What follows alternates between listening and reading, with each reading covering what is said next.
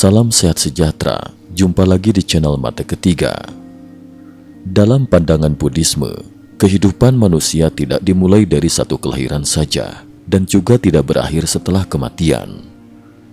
Manusia mengalami siklus kelahiran dan kematian yang berulang, disebut reinkarnasi.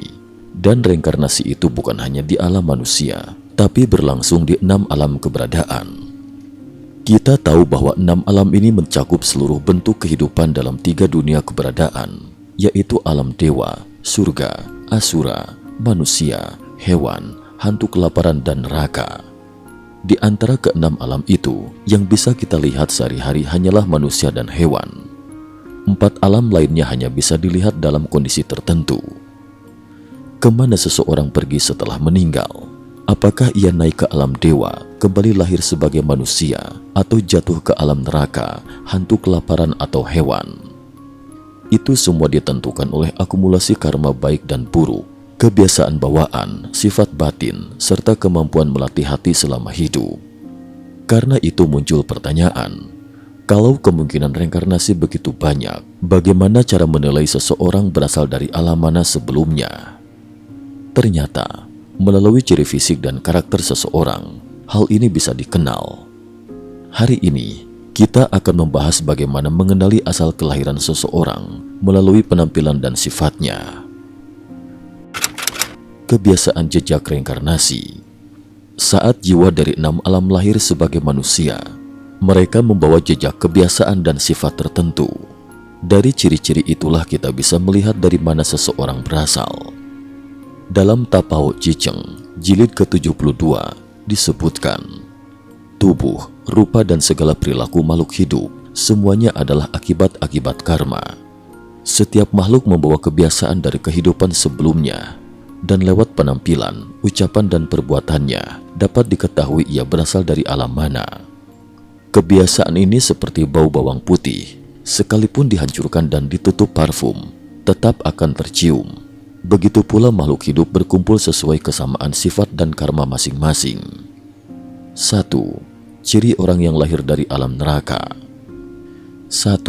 Suaranya keras, serak, seperti keledai berteriak, nada bicara kasar dan emosional.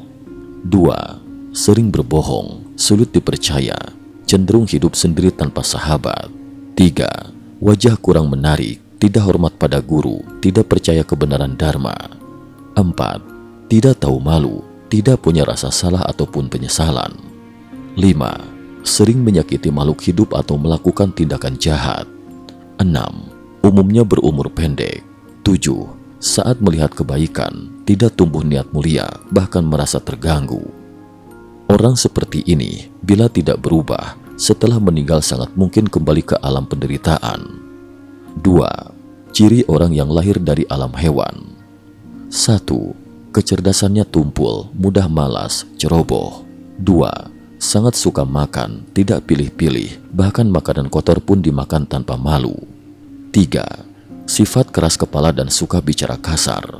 4. Tubuh kuat seperti binatang, suka pekerjaan berat. 5. Cenderung berkawan dengan orang berperilaku kasar atau berjiwa hewani. 6. Suka berbaring sembarangan di mana saja, tidak peduli tempat kotor. 7. Tidak punya rasa malu, tidak suka memakai pakaian bila bisa memilih. 8. Penuh tipu daya, suka bicara seenaknya. 9. Suka menghasut, memfitnah, serta tidak jujur.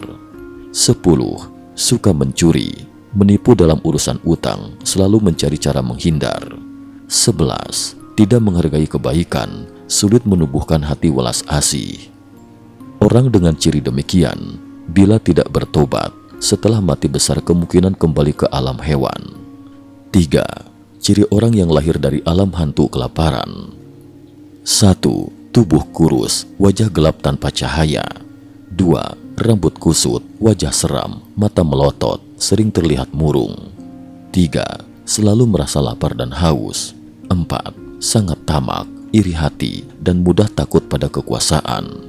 5. Sering memiliki pikiran jahat, suka menggunjing dan memfitnah.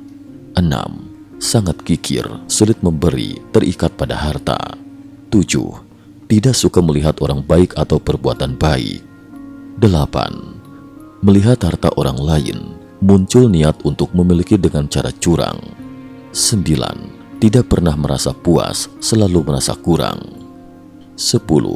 Senang hal-hal mistis atau kultus, merasa punya misi gaib. Setelah mati, mereka umumnya jatuh ke neraka dulu, lalu kembali lagi menjadi makhluk hantu, terus berputar dalam penderitaan.